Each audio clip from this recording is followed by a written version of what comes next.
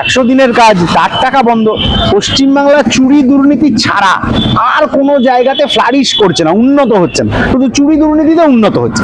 ফলে কিন্তু মানুষ কিভাবে বেঁচে থাকবে, মানুষ কিভাবে তার কথা বলবে, মানুষ কিভাবে তার অধিকারটা বুঝে পাবে, এইটা যতক্ষণ না নমস্কার, ভিশন প্লাস নিউজে আপনাদের সকলকে স্বাগত। আজ কিন্তু আমরা উপস্থিত হয়েছি কলতন দাশগুপ্ত, সিপিআইএম নেতা কলতন দাশগুপ্তের সাথে একটু সামান্য কথা বলার জন্য। কলতন দা, তোমাকে ভিশন প্লাস নিউজে স্বাগত।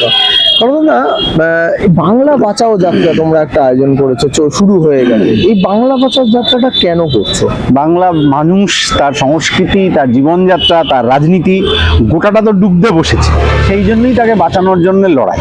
স্কুল বন্ধ হয়ে যাচ্ছে পশ্চিমবাংলায়, সরকারের কোনো হেলদোল নেই। যে স্কুলগুলো আছে সেখানে মিড ডে মিল খাওয়ার বন্দোবস্ত নেই। এই আমরা যখন বক্তৃতা করছি, এই কথা বলছি, তখন এই যে বাইকে করে যারা ডেলিভারি ওয়ার্কাররা যাচ্ছে লোকের বাড়িতে খাবার পৌঁছাতে, তার জন্য একটা ইন্স্যুরেন্সের ব্যবস্থা নেই। 100 দিনের কাজ, 4 টাকা বন্ধ। পশ্চিমবাংলা চুরি দুর্নীতি ছাড়া আর কোনো জায়গাতে ফ্লারিশ করছে না, উন্নত হচ্ছে না, শুধু চুরি দুর্নীতিতে উন্নত হচ্ছে। ফলে কিন্তু মানুষ কিভাবে বেঁচে থাকবে, মানুষ কিভাবে তার কথা বলবে, মানুষ কিভাবে তার অধিকারটা বুঝে পাবে, এইটা যতক্ষণ না নমস্কার, ভিশন প্লাস নিউজে আপনাদের সকলকে স্বাগত। আজ কিন্তু আমরা উপস্থিত হয়েছি কলতন দাশগুপ্ত, সিপিআইএম নেতা কলতন দাশগুপ্তের সাথে একটু সামান্য কথা বলার জন্য। কলতন দা, তোমাকে ভিশন প্লাস নিউজে স্বাগত। কলতন দা, বাংলা বাঁচাও যাত্রা তোমরা একটা আয়োজন করেছো, শুরু হয়ে গেছে। এই বাংলা বাঁচাও যাত্রাটা কেন করছো? বাংলা মানুষ, তার সংস্কৃতি, তার জীবনযাত্রা, তার রাজনীতি গোটাটা তো ডুবতে বসেছে, সেই জন্যই তাকে বাঁচানোর জন্য লড়াই। স্কুল বন্ধ হয়ে যাচ্ছে পশ্চিমবাংলায়, সরকারের কোনো হেলদোল নেই। যে স্কুলগুলো আছে সেখানে মিড ডে মিল খাওয়ার বন্দোবস্ত নেই। এই আমরা যখন বক্তৃতা করছি, এই কথা বলছি, তখন এই যে বাইকে করে যারা ডেলিভারি ওয়ার্কাররা যাচ্ছে লোকের বাড়িতে খাবার পৌঁছাতে, তার জন্য একটা ইন্স্যুরেন্সের ব্যবস্থা নেই। 100 দিনের কাজ, 4 টাকা বন্ধ। পশ্চিমবাংলা চুরি দুর্নীতি ছাড়া আর কোনো জায়গাতে ফ্লারিশ করছে না, উন্নত হচ্ছে না, শুধু চুরি দুর্নীতিতে উন্নত হচ্ছে। ফলে কিন্তু মানুষ কিভাবে বেঁচে থাকবে, মানুষ কিভাবে তার কথা বলবে, মানুষ কিভাবে তার অধিকারটা বুঝে পাবে, এইটা যতক্ষণ না বাংলার মাটিতে রাস্তায় দাঁড়িয়ে কথা হবে, তখন ততক্ষণ মানুষ ভালো থাকবেন না। ফলে মানুষ যাতে ভালো থাকতে পারেন, সেই জন্যে বাংলা বাঁচাও যাত্রা উত্তর থেকে শুরু হয়ে একদম দক্ষিণ অবধি এই যাত্রা মানুষের দাবিগুলোকে চোখের সামনে নিয়ে আসা, সেইটা নিয়ে লড়াই করার জন্য।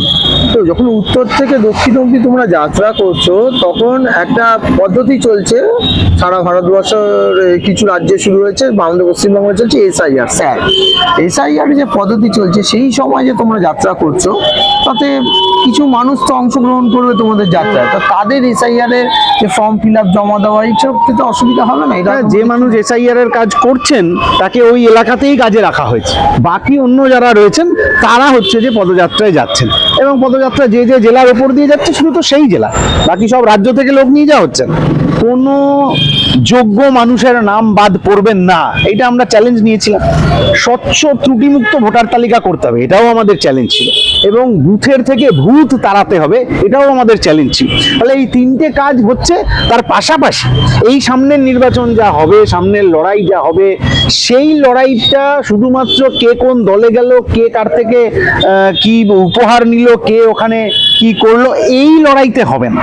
সামনের নির্বাচনের লড়াইটা হবে কে দুবেলা খেতে পেলো, কার ছেলে মেয়ে পড়তে পেলো, কে এখানে কাজ পেলো, পরিযায়ী শ্রমিকরা কোথায় বিপদে পড়লো, তার কথা নিয়ে এবারে নির্বাচন হতে হবে।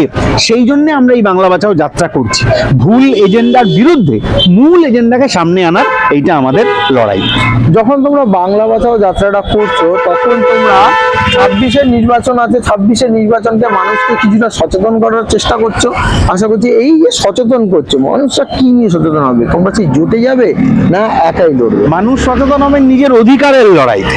বামপন্থীরা কার সাথে জোটে গেল না গেল সেটা যেমন গুরুত্বপূর্ণ নির্বাচনের ক্ষেত্রে, তার আগে গুরুত্বপূর্ণ হচ্ছে যে বামপন্থীদের জোট আর বাম বিরোধীদের জোট, তারা কি ইস্যু নিয়ে লড়াইতে চায়। মানুষ কিসের ভিত্তিতে ভোট দেবেন, ধর্ম জাত এটা ওটার ভিত্তিতে তো মানুষ ভোট দেবেন না, তাই মানে পশ্চিমবাংলায় 11 সালের আগে মানুষ উন্নয়ন বনাম অনুন্নয়ন এর ভিত্তিতে ভোট দিয়েছে, কিন্তু এখন ভারতবর্ষের অন্য জায়গার মতো পশ্চিমবাংলাতে যেটা চালু হয়ে গেছে ধর্ম জাত পাত এইসব দেখে ভোট দেওয়া, এগুলো তো মানুষের ব্যক্তিগত বিষয়। মানুষকে ভোট দিতে হবে যে আমার ধর্ম যা হোক, আমার কি 100 দিনের কাজটা হবে, আমার ধর্ম যা হোক উত্তরবঙ্গের কি এই পরিবেশ যেভাবে ধ্বংস হয়ে যাচ্ছে সেইটা বাঁচবে, আমার ধর্ম যা হোক, এই যে নদীর থেকে বালি তুলে নিয়ে মানুষকে একেবারে ভয়ঙ্কর বিপদের মধ্যে ফেলে দেওয়া হচ্ছে, পরিবেশ ধ্বংস হচ্ছে, সেটা কি বাঁচবে? আমার ধর্ম যা হোক, কয়লা খনিতে যে শ্রমিক কাজ করেন কি বিড়ি বাঁধেন, তার কি মজুরিটা বাড়বে? এই টপিকগুলো যেগুলো আসলে তৃণমূল বিজেপির ঝগড়াঝাটির মধ্যে আসে না, সেই টপিকগুলো নিয়ে আমরা বাংলা বাঁচাও যাত্রা করতে চাইছি, যে মানুষ আসলে নিজেদের এজেন্ডা নিয়ে কথা বলবে, তারপর মানুষ ঠিক করবেন তার গত দীর্ঘ কয়েক বছরের অভিজ্ঞতায় যে তৃণমূল আর বিজেপি কে তার এজেন্ডা ফুলফিল করার চেষ্টা করেছে। যখনই দেখবেন তারা সেটা পারেননি, তখনই মানুষ বামপন্থীদের দিকে ফিরে আসবেন। 26-এ কি জোটে? 26-এর লড়াই এখন বহুদূর, আগে ঠিক করতে হবে টপিক কি হবে, 26-এর লড়াই তার এজেন্ডা কি হবে, তারপরে মানুষের জোট থাকবে, আর চোর চিটিংবাজ দাঙ্গাবাজদের জোট থাকবে। মানুষের জোটে বামপন্থীরা বরাবর আছে, আর তৃণমূল বিজেপি বরাবর চোর চিটিংবাজের জোটে আছে।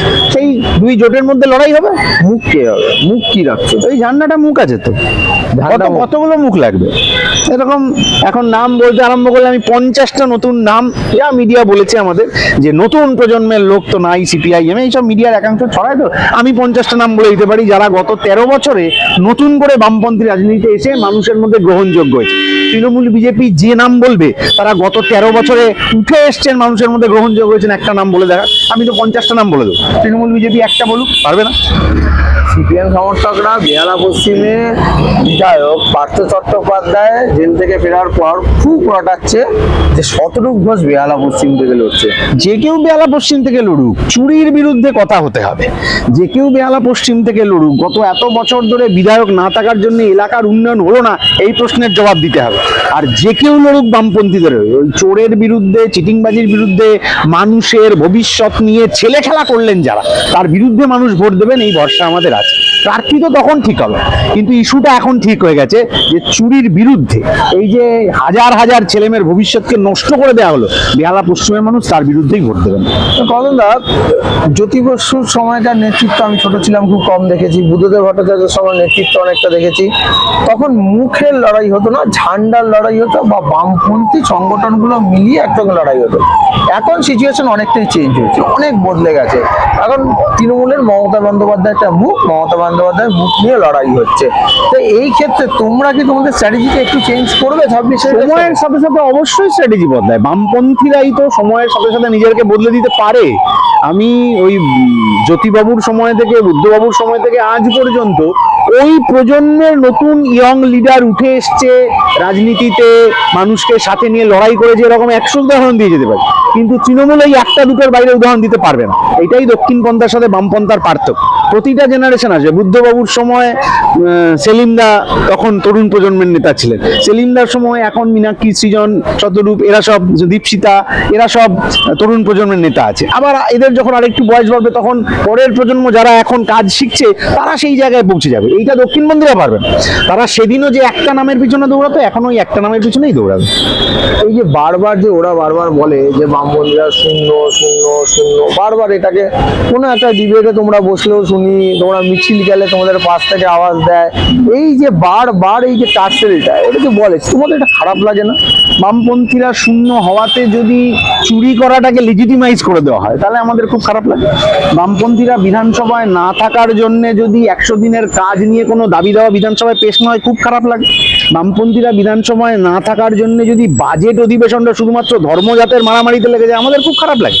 বামপন্থীরা না থাকার জন্য যদি স্কুলে মিড ডে মিলে একটা ডিম সেদ্ধ না পেতে পারে বাচ্চারা, আমাদের খুব খারাপ লাগে। সেই জন্যই তো আমরা মানুষের কাছে গিয়ে বলছি যে বামপন্থীরা ক্ষমতায় এলে সমকাজে সমবেতনের লড়াই হবে, স্কুলের বাচ্চারা যাতে পুষ্টিকর খাবার খেতে পারে তার জন্য লড়াই হবে, আর 8,500 যে স্কুল বন্ধ হয়ে গেছে সেগুলো যাতে চালু হতে পারে তার জন্য লড়াই হবে।